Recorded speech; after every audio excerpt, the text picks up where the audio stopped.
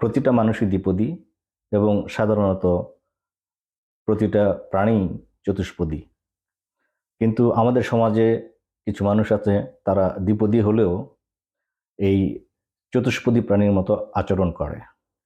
ঠিক তেমনি একজন চতুষ্পদী প্রাণীর মতো আচরণ করা দ্বিপদী মানুষ হলো বর্তমানে আম তারেক। আমি তাকে তাচ্ছিল্য করার জন্য বলছি না। তার রাজনৈতিক দলের নাম আম জনতার দল। ব্যাপারটা এমন দাঁড়িয়েছে যে তাকে কথা বলাটা উচিত, কথা না বলাটাই অনুচিত। কারণ কখন কি বলছে, কখন কি করছে, আবার কখন কি করে বসবে, শেষে তার চারপাশের যারা আছে তাদেরকে দোষ হয়ে বসে থাকবে। তার পরস্পর বিরোধী কর্মকাণ্ড, তার আচার আচরণ, এসব কিছু সহ্যের সীমা ছাড়িয়ে গিয়েছে। তাকে আম তারেক বলার সবচাইতে বড় কারণ হলো আমের ব্যবসা করে, অর্থাৎ মৌসুমি ফলের ব্যবসা করে। যখন যে ফল আসে, মধুর সময়ে মধু, আমের সময়ে আম, তবে আমটাই বেশি। এই জন্যে তাকে তার জনগণ ভালোবেসে, তার অনুসারীরা তাকে ভালোবেসে নাম দিয়েছে আম তারেক।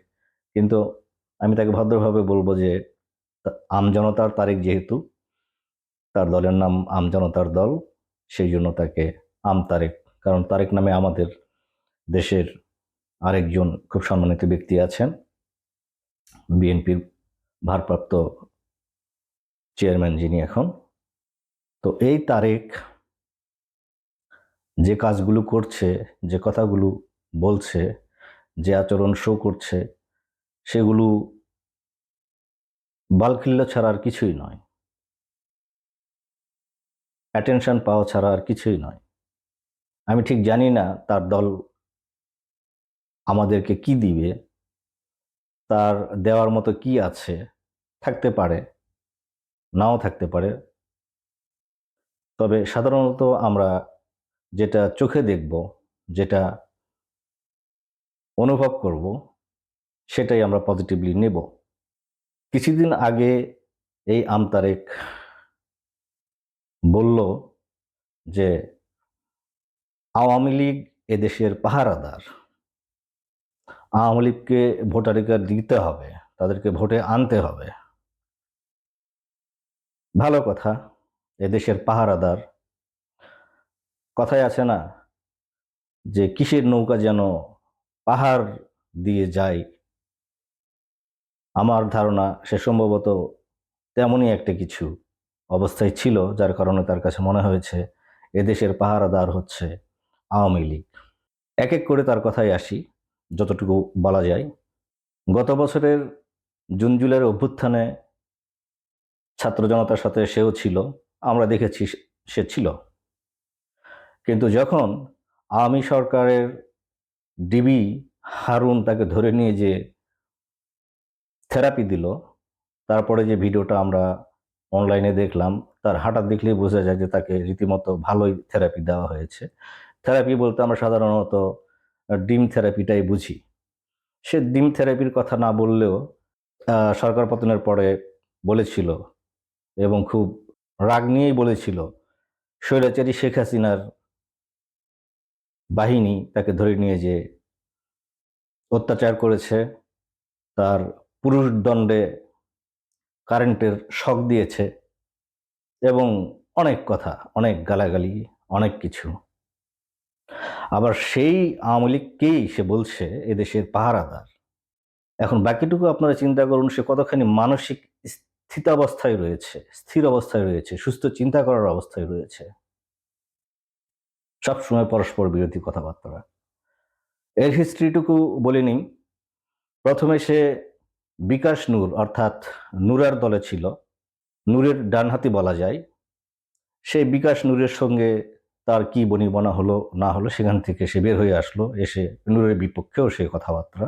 প্রথমে যখন সে তার দলে ছিল, নূরের গঠন করা দলে, তখন নূর সম্পর্কে সে অনেক পজিটিভ কথাবার্তা বলতো, এবং তার স্বভাব সুলভভাবেই সে সেখান থেকে যখন বের হয়ে আসছে তখন যা ইচ্ছা তাই বলল।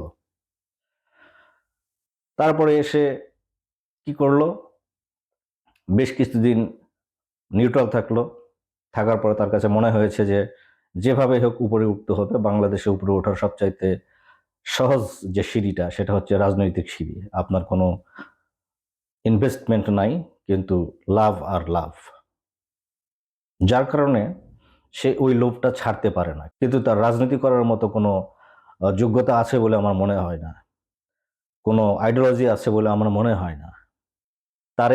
তারপরে যেটা করলো, সে একটা দল গঠন করলো। দলের কি নাম দেওয়া হবে, তখন সে তখন সে অনলাইন অ্যাক্টিভিস্ট পিনাকি এবং ইলিয়াস হোসেন, যাদের নিয়ে খুব চর্চা হয়, আসলে এদের নিয়ে চর্চা হওয়ার তেমন কিছু নাই। তারাও আমাদের মতো সাধারণ মানুষ, এবং তারাও খায় দায় এবং টয়লেট করে। কিন্তু আমরা খুব চর্চা করি এই দুইজন ব্যক্তিকে, এবং বিশেষ ক্ষমতাবান মনে করি। কেন মনে করি সেটা আমি জানি না, আমি নিজে মনে করি না।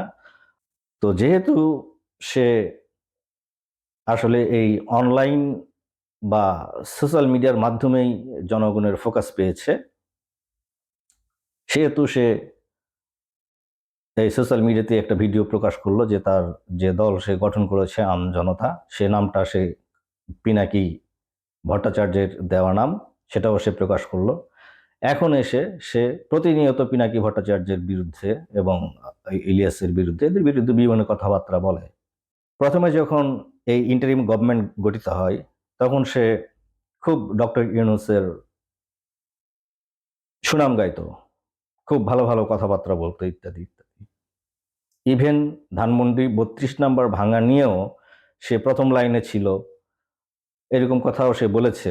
কিন্তু যখন এসে সে বলছে যে আওয়ামী লীগ এদেশের পাহারাদার, সেক্ষেত্রে আর তার কোনো নীতি আছে বলে ভাবার কোনো মানে উপায়ই নেই।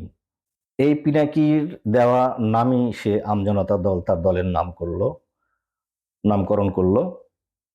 তারপরে গালিগালাজ, ডক্টর ইউনূসের খুব সুনাম প্রথম দিকে সে করলো, তারপরে এখন এসে ইউনিচ্ছা, মানে যেটাকে আমরা খুব তাচ্ছিল্যভাবে একটা শব্দ বলি এই ধরনের কারো নাম ধরে, যখন আমরা এই তারেককে যদি আমরা তারিক্কা বলি, তাহলে হচ্ছে এটা একটা তাচ্ছিল্য আমাদের ভাষাগত শিষ্টাচার অনুসারে।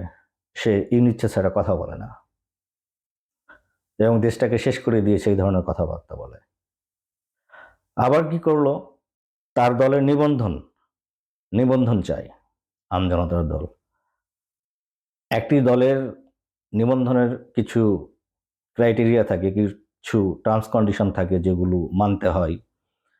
সেগুলো সবগুলো নিয়ামক যদি পূরণ করা হয়, তাহলে বাংলাদেশ ইলেকশন কমিশনের সেই দলের নিবন্ধন না দেওয়ার কোনো কারণই নেই। এখন সামনে ইলেকশনের মরশুম, তার ইলেকশন করতে হবে।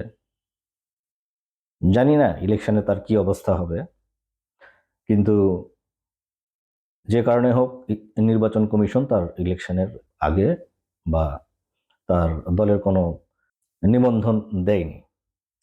এই জন্য সে অনশনে গেল। অনশন মনে করেছে খুব সোজা একটা ব্যাপার। সে অনশনে গেল, অনশনে যাওয়ার পরে বেশ কয়েকদিন চলে গেল, সরকারের পক্ষ থেকে কোনো পদক্ষেপ নেওয়া হলো না, তাকে কোনো সান্ত্বনা দেওয়া হলো না, তার কাছে মিডিয়া তেমন যাচ্ছে না। শেষে কি করলো, কান্নাকাটি শুরু করে দিল। মানে হাস্যকর একটা ব্যাপার। যাই হোক, সে যাত্রা সে যেভাবে হোক কাটিয়ে উঠে আমাদের বড় একটি রাজনৈতিক দলের বড় মাপেরই একজন নেতা, যে তার অনশন ভাঙালেন, এবং তার পরের দিনই বা কয়েকদিন পরে সম্ভবত সে দলের নিবন্ধন দেওয়া হয়েছে আর কি। তবে সে অনশন ভাঙার পরেই আওয়ামী লীগকে ইনক্লুসিভ করে ইলেকশন করতে হবে, বা আওয়ামী লীগ নিয়ে বেশ বড় বড় গলাবাজি করলো, এবং করার পরেই তার আসলে নিবন্ধনটি হয়ে গেল। এর পিছনে কারণটা কি আমরা ঠিক জানি না। আসলে দেশে এখন কি চলছে, কেন চলছে, কিভাবে চলছে, অনেক কিছুই আমরা বুঝতে পারি না। মিডিয়া কেমন যেন চুপ হয়ে গিয়েছে, হাতে গোনা কিছু নিউজ আসছে।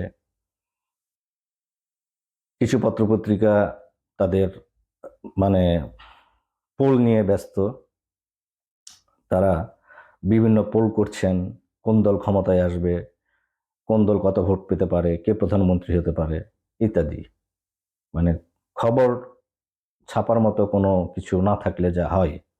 তো এই তারেক আপনারা প্রত্যেকটা ঘটনাগুলো মিলিয়ে দেখুন, এবং আমার দৃঢ় বিশ্বাস অনলাইনেও সোশ্যাল মিডিয়াতেও আপনারা অ্যাটাচড আছেন। তার যে কথাবার্তা, তার যে অ্যাটিটিউড, এগুলো স্ববিরোধী। তার কাজের সঙ্গে কথার কোনো মিল নাই। এই তারেক, তারেক এর থামা উচিত। যেসব কথাবার্তা বলছে এবং যেভাবে তাচ্ছিল্য করে উপদেষ্টাদের নিয়ে কথা বলছে, দেশকে নিয়ে কথা বলছে, এগুলো থামা উচিত। প্রচণ্ড বাজে অবস্থায় চলে গিয়েছে। এই লোকটাকে ধরে আবার কিছু থেরাপি দেওয়া দরকার।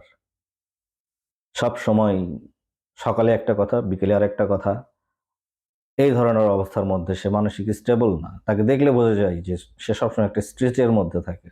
এই তারেক নামা বলার একটাই কারণ যে তার কথাবার্তায়, আচরণে বিভ্রান্ত কেউ হবেন না এবং তাকে কেউ স্পেস দিবেন না। আপনারা যারা স্পেস দিচ্ছেন এই লোকটাকে, নিজের স্বার্থেই দিচ্ছেন। কি স্বার্থ উদ্ধার করছে সে আসলে জানা নেই। বড়জোর যেটা বর্তমানে জানা যাচ্ছে বা বোঝা যাচ্ছে, সে আওয়ামী পক্ষে কথা বলার জন্য কিছু আহ, তার চাওয়া পাওয়া দ্রুত পূরণ হচ্ছে। এর পিছনে কে কলকাঠি নাড়ছে, কারা নাড়ছে, এই তারেকই ভালো জানে। সে রাজনীতি করার মতো কোনো সুস্থ ব্যক্তি নয়। উপরে ওঠার সিঁড়ি হিসেবে রাজনীতিকে ব্যবহার করতে চায়। আদারওয়াইজ কখনোই একজন নীতিবান রাজনীতিবিদ এরকম নীতিহীন কাজ করবে না, এক এক সময় এক এক কথা বলবে না। আমার কথাগুলো মিলিয়ে দেখুন, একে এক সময় এক এক কথা বলেছে এবং সকালে যার পক্ষে বলছে, বিকেলে তার বিপক্ষে বলছে এবং খুব বাজেভাবে বলছে। আসুন আমরা সবাই মিলে এই তারেককে বয়কট করি। তার বয়ান শোনার কোনো টাইম নাই। নিবন্ধন পেয়েছে পাক, পারলে বাংলাদেশের ৩০০ আসনে ইলেকশন করে সংখ্যাগরিষ্ঠতা নিয়ে সংসদ গঠন করুক। আশা করি আপনারা আমার সঙ্গে একমত হবেন। কথা হবে আবার। আজ এ পর্যন্তই।